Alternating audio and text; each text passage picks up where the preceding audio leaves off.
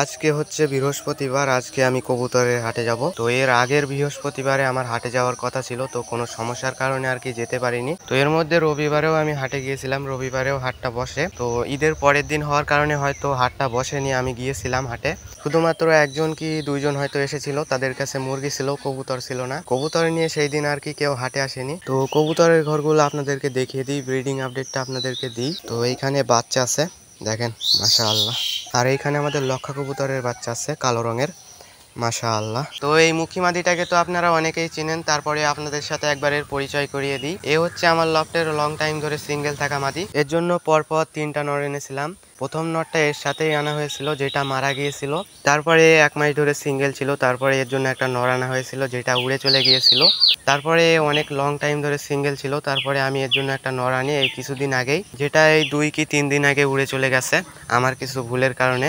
ভুলটা হয়েছিল যে ওকে আমি পুরোপুরি মুক্ত করে দিয়েছিলাম, ডানাটা পুরোপুরি খুলে দিয়েছিলাম। ও আর কি পুরোপুরি বাসাটা চিনে নিয়েছিল অনেকটাই, সেই জন্যই আর কি আমি ওকে ছেড়ে দিয়েছিলাম পুরোপুরি। তো এই 3টা নরের ভিডিওর লিঙ্ক আমি ডেসক্রিপশানে দিয়ে দেবো, আপনারা চাইলে দেখে নিতে পারেন। লক্ষা কবুতরটা বাচ্চা খাওয়াচ্ছে, দেখেন মাশাআল্লাহ। তো বন্ধুরা আমি বেরিয়ে পড়েছি যাওয়ার জন্য। তো আমি এইখান দিয়ে যাচ্ছি, এই জায়গাটা অনেক ফাঁকা একটা জায়গা, তেমন একটা কেউ এখান দিয়ে চলাচল করে না, সেই জন্যই আর কি এই রাস্তাটা বেছে নিয়েছি। মেন রোড দিয়েও যাওয়া যেত, কিন্তু আমি এই জায়গা দিয়ে যাওয়াটা পছন্দ করে থাকি। অনেক সুন্দর একটা জায়গা, আপনাদেরকে দেখাই ভালো করে, দেখেন অনেক সুন্দর একটা জায়গা দেখেন। তো ওইদিকে আরও একটা সুন্দর জায়গা আছে, একটা সরু রাস্তা, 2 পাশে বাওলা গাছ দিয়ে ভর্তি, হেভি একটা জায়গা।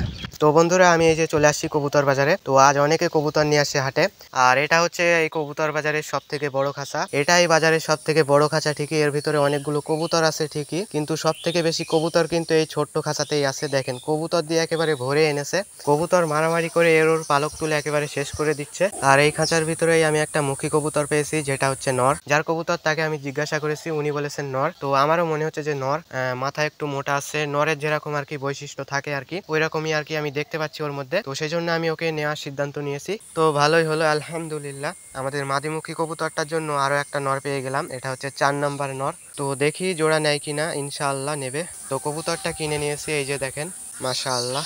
সবাই মাশাআল্লাহ লিখবেন কমেন্টে। আর এইখানে দুটো কালো রঙের বাচ্চা লক্ষা কবুতর আছে। তো আমি বাড়ি থেকে ঠিক করেই আসছিলাম যে আমি লক্ষা কবুতর নেব যদি পাই। তো এগুলোর কালার কালো বলে আর কবুতরগুলো বাচ্চা বলে আর কি নেব না বলে ঠিক করেছি। তো রংটা কালো হলেও নেওয়া যেত যদি কবুতরগুলো বাচ্চা না হয়ে বড় হতো। আর এইখানে আমি একটা কবুতর দেখতে পেয়েছি যেটা একদম মুখির মতো, কিন্তু মাথাটা গোল।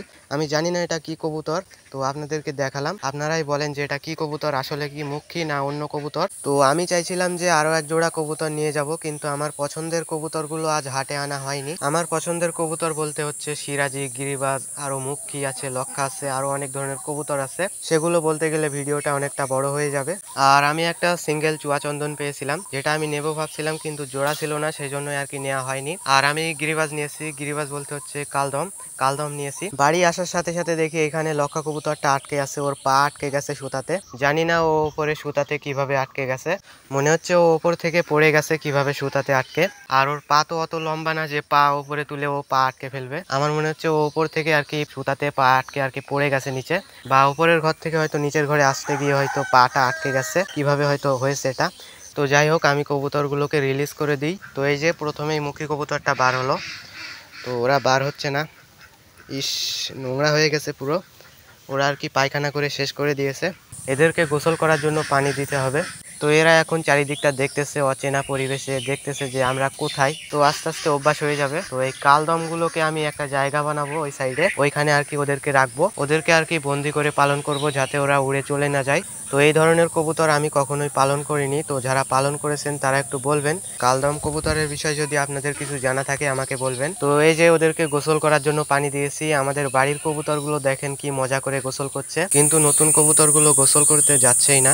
আর গোসল করতে যাবেই বা কেন, ওরা হচ্ছে এখানে নতুন, ওরা জায়গাটা চিনবে, পরিচিত হবে, তারপরেই তো গোসল করবে।